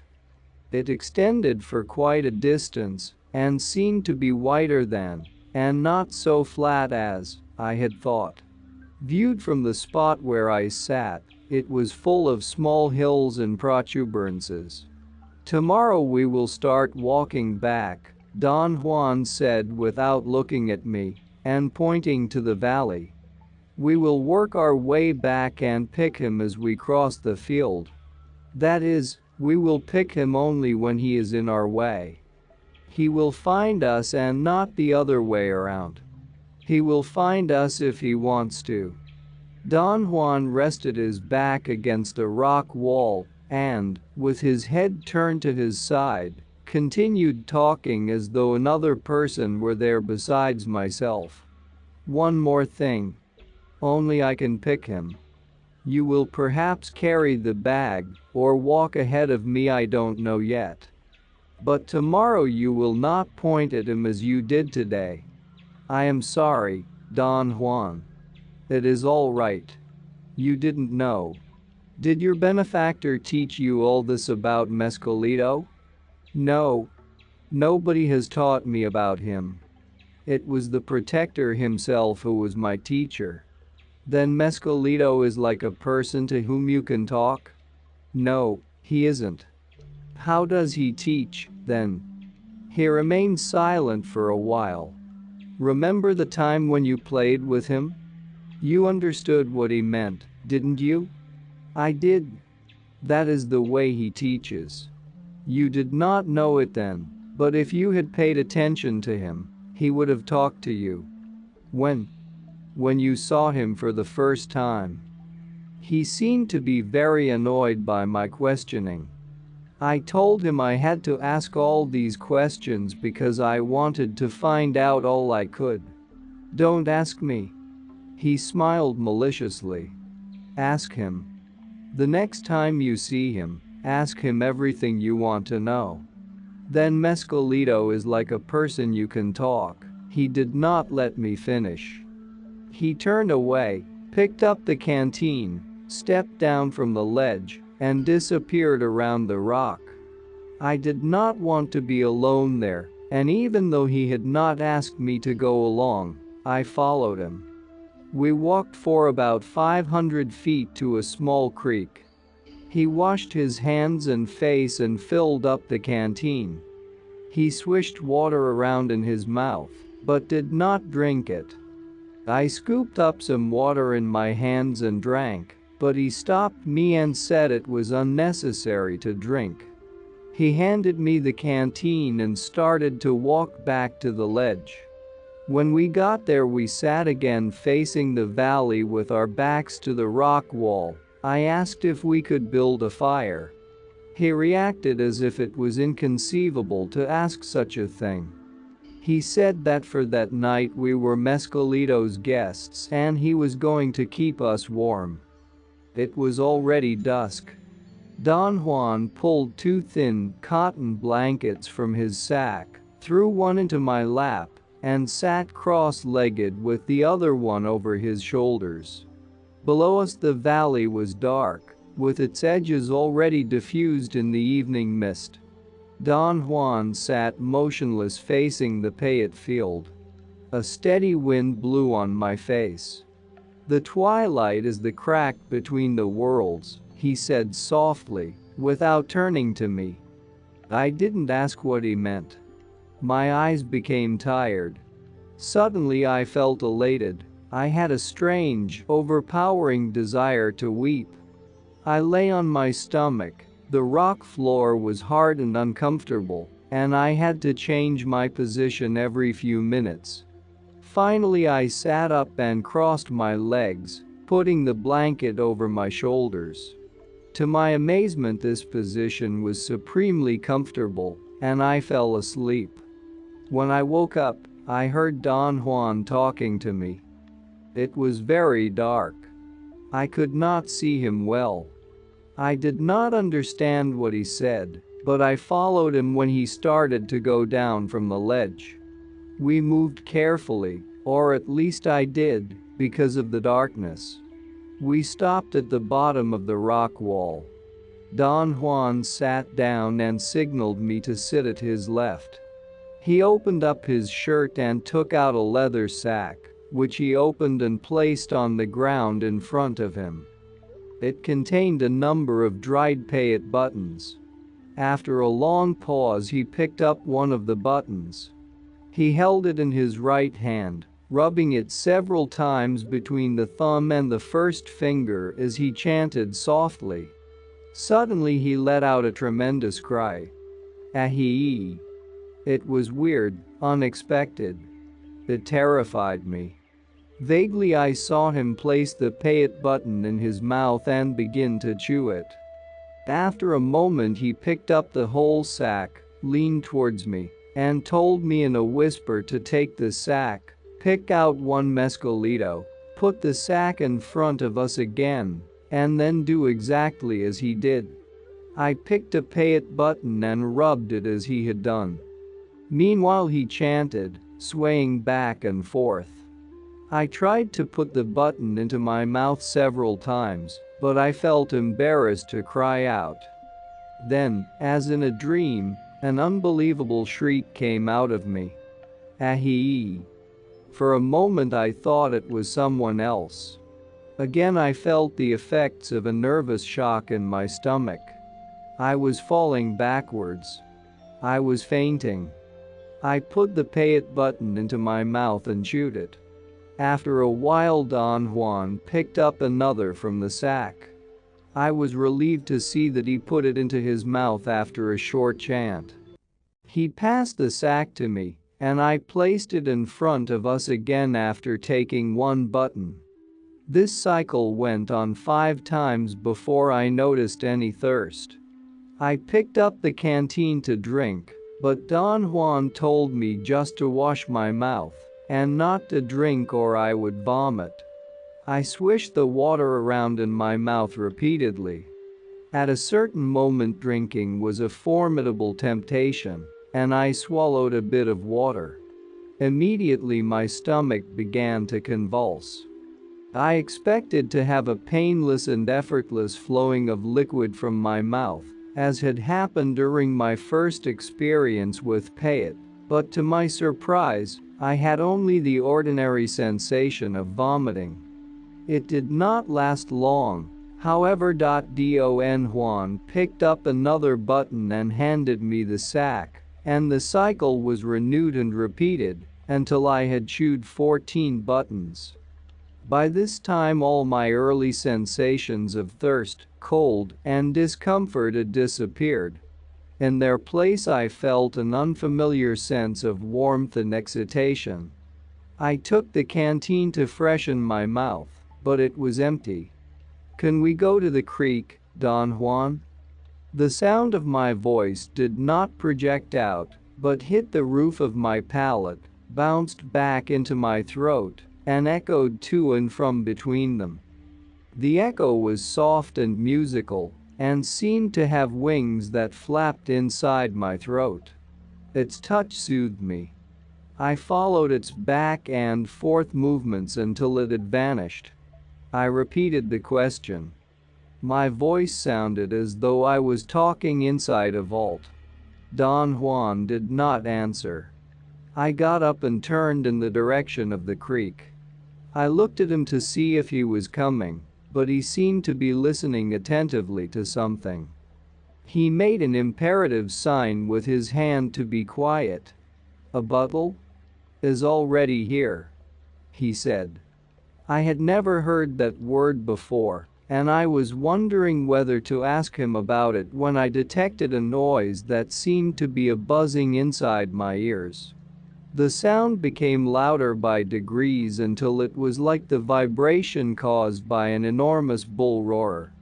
It lasted for a brief moment and subsided gradually until everything was quiet again. The violence and the intensity of the noise terrified me. I was shaking so much that I could hardly remain standing, yet I was perfectly rational. If I had been drowsy a few minutes before, this feeling had totally vanished, giving way to a state of extreme lucidity.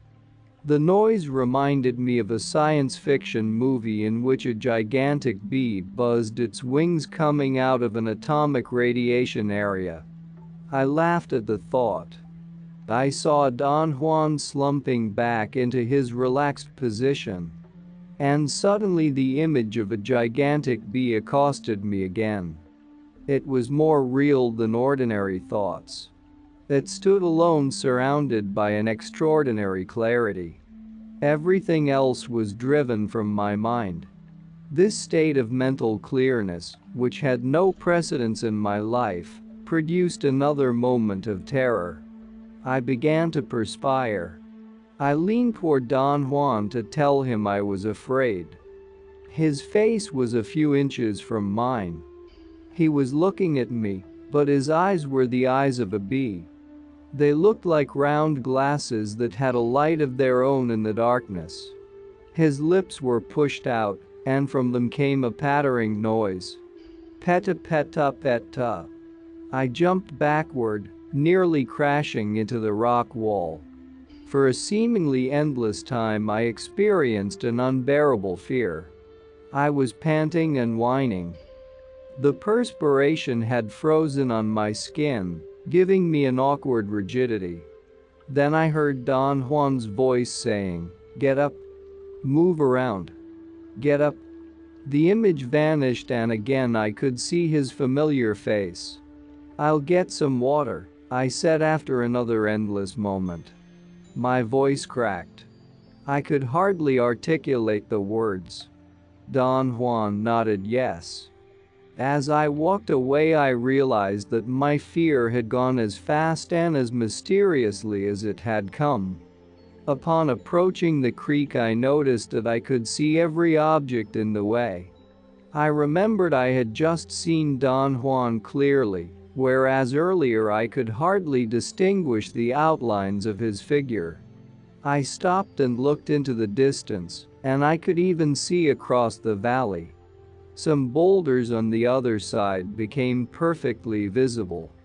I thought it must be early morning, but it occurred to me that I might have lost track of time. I looked at my watch. It was 10 to 12. I checked a watch to see if it was working. It couldn't be midday, it had to be midnight.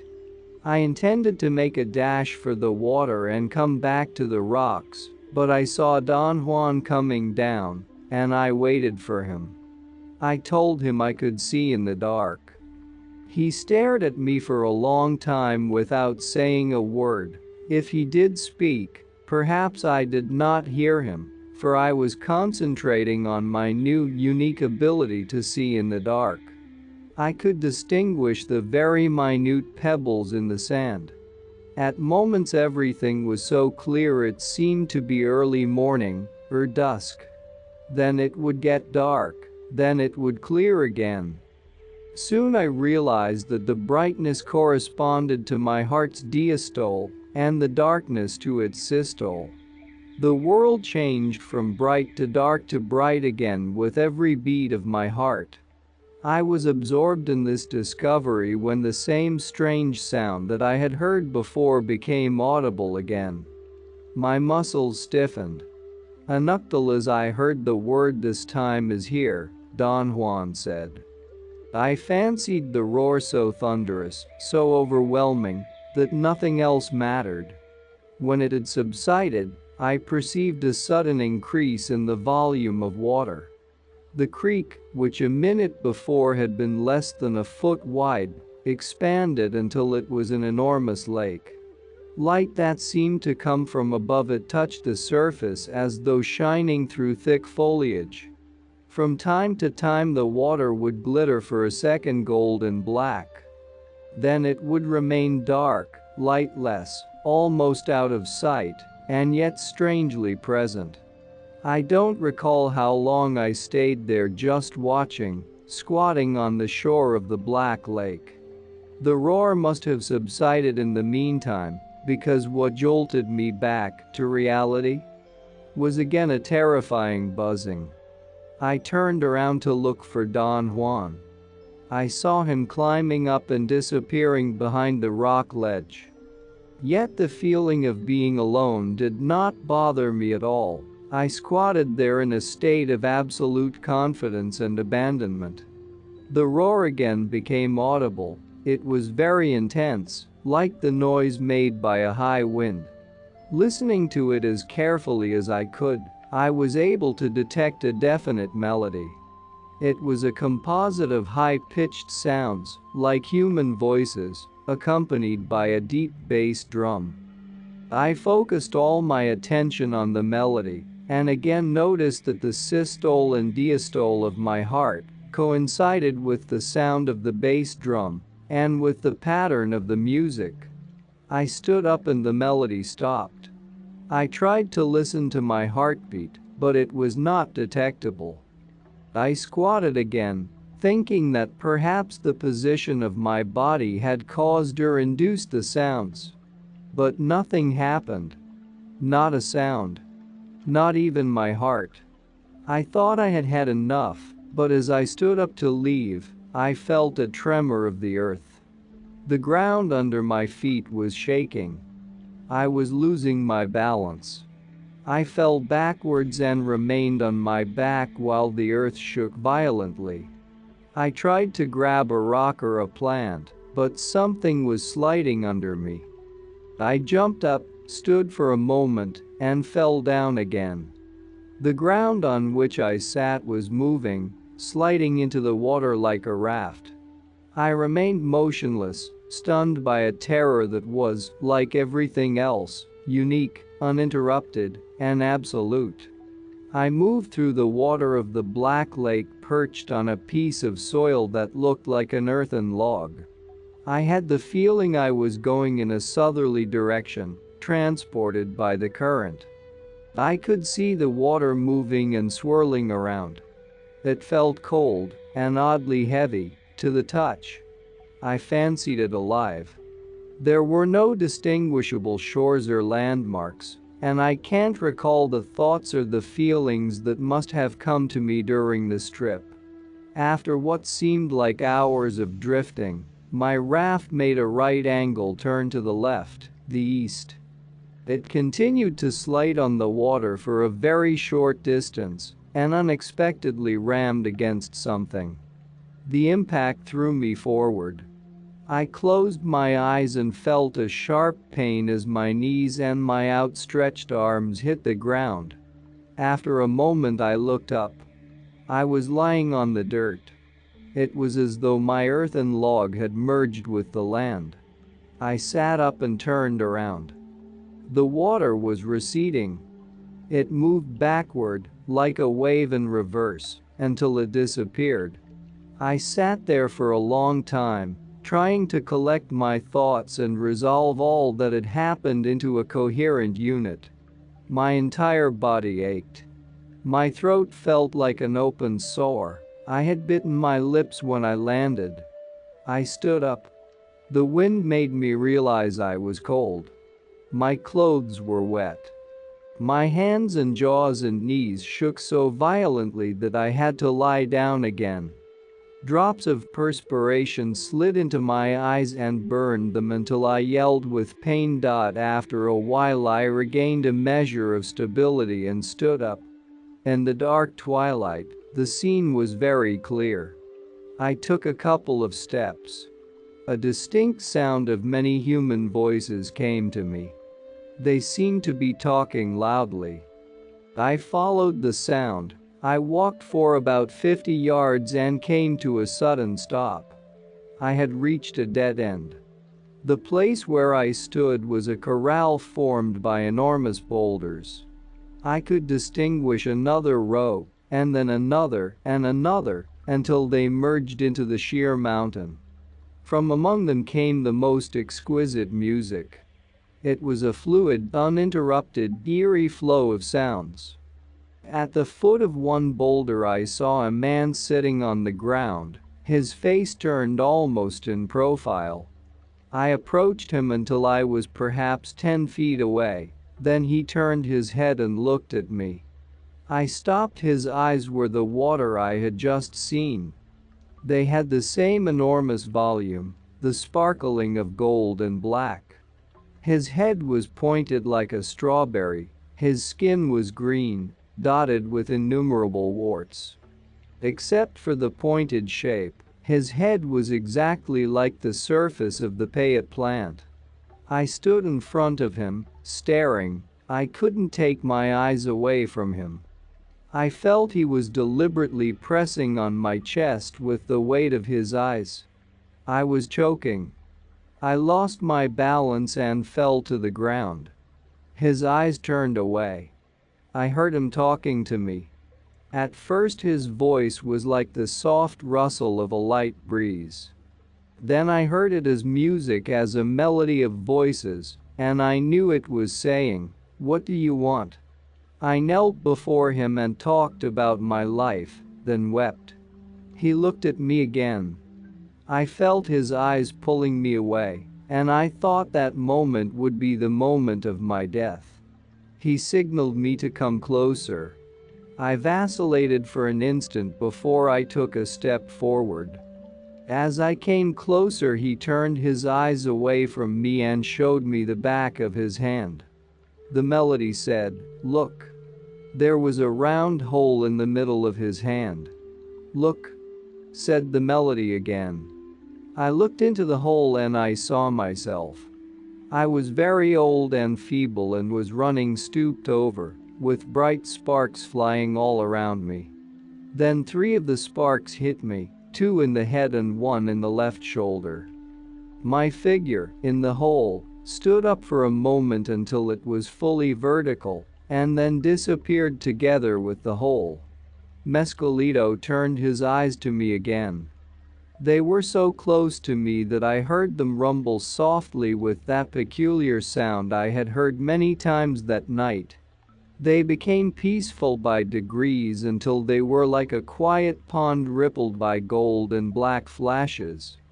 He turned his eyes away once more and hopped like a cricket for perhaps 50 yards.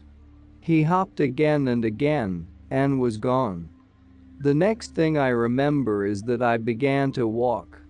Very rationally I tried to recognize landmarks, such as mountains in the distance, in order to orient myself.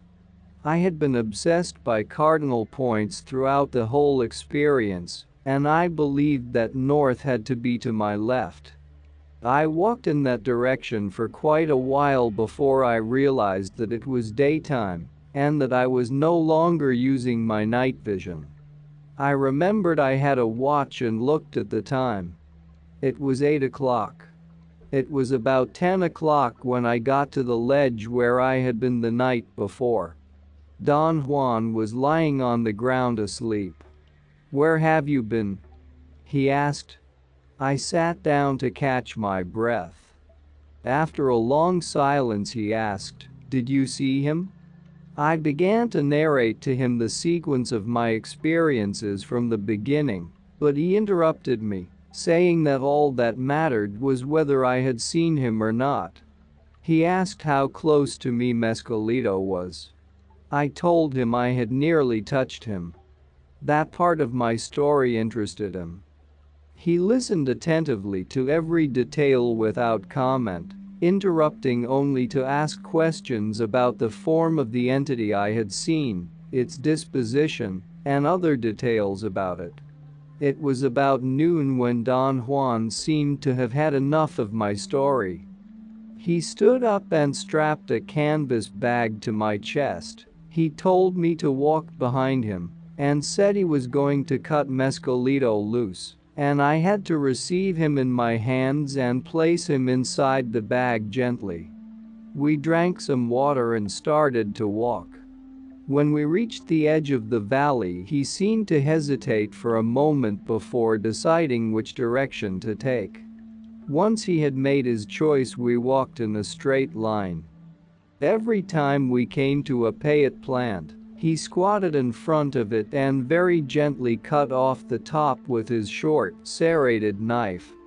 He made an incision level with the ground and sprinkled the wound, as he called it, with pure sulfur powder which he carried in a leather sack. He held the fresh button in his left hand and spread the powder with his right hand. Then he stood up and handed me the button, which I received with both hands, as he had prescribed, and placed inside the bag. "Stand erect and don't let the bag touch the ground or the bushes or anything else," he said repeatedly, as though he thought I would forget. We collected 65 buttons. When the bag was completely filled, he put it on my back and strapped a new one to my chest. By the time we had crossed a plateau, we had 2 full sacks containing 110 payet buttons. The bags were so heavy and bulky that I could hardly walk under their weight, and Don Juan whispered to me that the bags were heavy because Mescalito wanted to return to the ground. He said it was the sadness of leaving his abode which made Mescalito heavy. My real chore was not to let the bags touch the ground, because if I did, Mescalito would never allow me to take him again. At one particular moment, the pressure of the straps on my shoulders became unbearable. Something was exerting tremendous force in order to pull me down. I felt very apprehensive. I noticed that I had started to walk faster, almost at a run. I was in a way trotting behind Don Juan. Suddenly the weight on my back and chest diminished.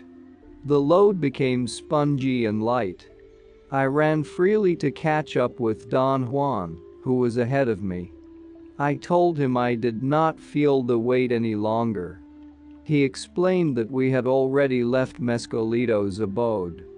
Tuesday, 3 July 1962. I think Mescalito has almost accepted you, Don Juan said. Why do you say he has almost accepted me, Don Juan? He did not kill you, or even harm you. He gave you a good fright, but not a really bad one. If he had not accepted you at all, he would have appeared to you as monstrous and full of wrath. Some people have learned the meaning of horror upon encountering him and not being accepted by him. If he is so terrible, why didn't you tell me about it before you took me to the field? You do not have the courage to seek him deliberately. I thought it would be better if you did not know. But I might have died, Don Juan. Yes, you might have. But I was certain it was going to be all right for you. He played with you once. He did not harm you. I thought he would also have compassion for you this time. I asked him if he really thought Mescalito had had compassion for me. The experience had been terrifying. I felt that I had nearly died of fright. He said Mescalito had been most kind to me. He had shown me a scene that was an answer to a question. Don Juan said Mescalito had given me a lesson. I asked him what the lesson was and what it meant. He said it would be impossible to answer that question because I had been too afraid to know exactly what I asked Mescalito. Don Juan probed my memory as to what I had said to Mescalito before he showed me the scene on his hand. But I could not remember. All I remembered was my falling on my knees and confessing my sins to him. Don Juan seemed uninterested in talking about it anymore. I asked him, "Can you teach me the words to the songs you chanted?" "No, I can't. Those words are my own, the words the Protector himself taught me. The songs are my songs. I can't tell you what they are." "Why can't you tell me, Don Juan?" "Because these songs are a link between the Protector and myself. I am sure someday he will teach you your own songs. Wait until then, and never, absolutely never, copy or ask about the songs that belong to another man." "What was the name you called out? Can you tell me that, Don Juan?" "No. His name can never be voiced, except to call him." "What if I want to call him myself?" "If someday he accepts you, he will tell you his name. That name will be for you alone to use, either to call him loudly or to say quietly to yourself. Perhaps he will tell you his name is Jose. Who knows? Why is it wrong to use his name when talking about him? You have seen his eyes, haven't you? You can't fool around with the Protector. That is why I can't get over the fact that he chose to play with you. How can he be a protector when he hurts some people? The answer is very simple. Mescalito is a protector because he is available to anyone who seeks him. But isn't it true that everything in the world is available to anyone who seeks it? No, that is not true. The ally powers are available only to the brujos, but anyone can partake of Mescalito. But why then does he hurt some people? Not everybody likes Mescalito, yet they all seek him with the idea of profiting without doing any work. Naturally, their encounter with him is always horrifying. What happens when he accepts a man completely? He appears to him as a man, or as a light. When a man has won this kind of acceptance, Mescalito is constant. He never changes after that.